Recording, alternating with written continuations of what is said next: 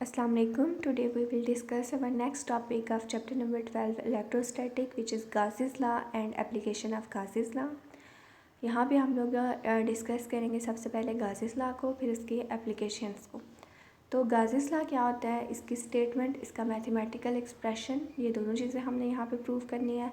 इसको इसकी स्टेटमेंट को और इसके मैथमेटिकल एक्सप्रेशन को ड्राइव करने के लिए हम यहाँ पे कंसिडर कर रहे हैं एक सरफेस, एक डायग्राम कंसिडर करते हैं। इस डायग्राम के अंदर अगर आप देखें तो हमने एक रैंडम शेप की एक सरफेस इमेजिन की है, आर्बिट्रेरी शेप की, एंड इसके अंदर हम लोगों ने चार्जेस इनक्लोज किए हैं। जो चार्जेस इसके अंदर हमने रखे हैं Q1, Q2, Q3, Q4, Q5 up to so on Qn। ये सारे चार्जेस हमने रैंडमली इसके अंदर डिस्ट्रीब्यूट किए हैं, हमने किसी सीक्वेंस से नहीं रखे। तो हमने एक रैंडम सी सरफेस ली है, उसके अंदर हमने रैंडमली चार्जेस डिस्ट्रीब्यूट कर दिए हैं, यानी बिखेर दिए हैं उसके अंदर। Suppose point charges Q1, Q2, Q3 up to so on Qn are arbitrarily distributed in an arbitrary shaped close surface as shown in figure. अब हमें पता है द एरिया और region around a charge is called field. Charge के around का जितना area, reason, जहाँ पे अगर कोई दूसरा चार्ज पार्टिकल आए और उसके ऊपर वो फोर्स ऑफ अट्रैक्शन या फोर्स ऑफ रिपल्शन लगाए, उसको हम क्या कहते हैं, फील्ड।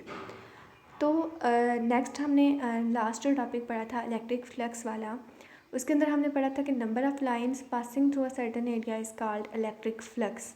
तो यहाँ पे भी हर चार्ज के अराउंड इलेक्ट्रिक फील्ड भी होगी, चार्जेस की इलेक्ट्रिक फील्ड लाइन किसी एरिया से भी गुजरेंगी और इलेक्ट्रिक फ्लक्स भी होगा। तो इट मीन्स अगर हम Q1 चार्ज की बात करें तो उसका इलेक्ट्रिक फ्लक्स हमने लास्ट में ड्राइव किया था। इलेक्ट्रिक फ्लक्स का फार्मूला कैसे हम इसको फाइंड करते हैं, phi is equal to 1/ε0 time charge. तो Q1 के लिए आ जाएगा 1/ε0 Q1, Q2 के लिए 1/ε0 Q2, Q3 के लिए 1/ε0 Q3 up to so on Qn के लिए 1/ε0 Qn। फर्दर हमने अपनी लास्ट लेक्चर में ये भी पढ़ा था कि जो इलेक्ट्रिक फ्लक्स है वो किसी भी जो सरफेस है उसकी शेप या उसकी ज्योमेट्री पे डिपेंड नहीं करता, बल्कि वो किस पे डिपेंड करता है, क्योंकि उसका एक्सप्रेशन क्या है, 1/ε0 टाइम Q/ε0।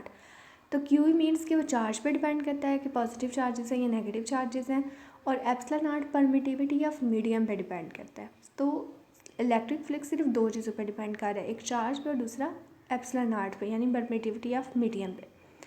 तो जो टोटल इलेक्ट्रिक फ्लक्स है वो हम इन सारे चार्जेस के फ्लक्स को ऐड कर देंगे। तो electric flux passing through close surfaces Q1/ε0 plus Q2/ε0 plus Q3/ε0 plus up to so on Qn/ε0। इस सारे एक्सप्रेशन में से हम 1/ε0 को कॉमन ले लेंगे तो अंदर क्या आ जाएगा, Q1, Q2, Q3 up to so on Qn। ये जो Q1, Q2, Q3 है, ये सारे ये चार्जेस हैं जो हमने इस सरफेस के ऊपर रैंडमली डिस्ट्रीब्यूट किए हैं। यानी ये हमारे पास जो टोटल चार्ज है इस सरफेस, इस इनक्लोज सरफेस के अंदर वो आ गया। Total charge enclose by close surface वो हमारे पास Q1, Q2, Q3 up to so on Qn है। इसको हम रिप्लेस कर देंगे कैपिटल Q से। तो phi is equal 1/ε0 cross Q आ गया। Q हमारे पास किसके इक्वल था, Q1, Q2, Q3 up to so on Qn की। ये हमारे पास टोटल चार्ज है जो क्लोज सरफेस के अंदर इनक्लोज्ड है। इस एक्सप्रेशन को हम क्या कहते हैं, mathematical expression of Gauss's law. ये गॉसेस लॉ का मैथमेटिकल एक्सप्रेशन है। यहाँ से हम गॉसेस लॉ की स्टेटमेंट ड्राइव कर सकते हैं कि सबसे पहले हमने यहाँ पे कौन सी सरफेस इमेजिन किया है, क्लोज सरफेस। तो किसी भी क्लोज सरफेस के अंदर जो टोटल नंबर ऑफ़ चार्जेस हैं वो हमारे पास कितने थे, यहाँ पे Q, और उसको किससे मल्टीप्लाई किया, 1/ε0। तो गॉसेस लॉ की स्टेटमेंट क्या बनी, 1/ε0 times charge enclosed in a close surface. तो गॉसेस लॉ की स्टेटमेंट देखते हैं, the flux through any close surface is 1/ε0 times total charge enclosed by that surface.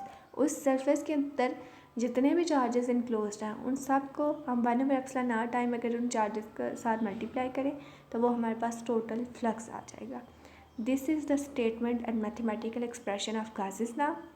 क्या है, phi is equal to 1/ε0 time charge enclosed in a body, Q/ε0 इसका formula.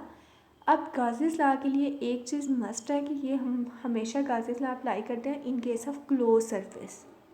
जो हमने इसके डेफिनेशन में, इसके डायग्राम, इसके मैथमेटिकल एक्सप्रेशन में देखा कि हमने यहाँ पे जो सरफेस इमेजिन की थी वो क्लोज सरफेस थी। सेकंड थिंग कि जो इलेक्ट्रिक फ्लक्स है वो सिर्फ चार्ज और परमिटिविटी ऑफ मीडियम पे डिपेंड करता है, वो इस चीज़ से इंडिपेंडेंट है कि जो सरफेस हम ले रहे हैं उसकी शेप क्या है, उसकी ज्योमेट्री क्या है। तो ये हमारे पास गासेस लॉ की स्टेटमेंट और मैथमेटिकल एक्सप्रेशन था। Thank you.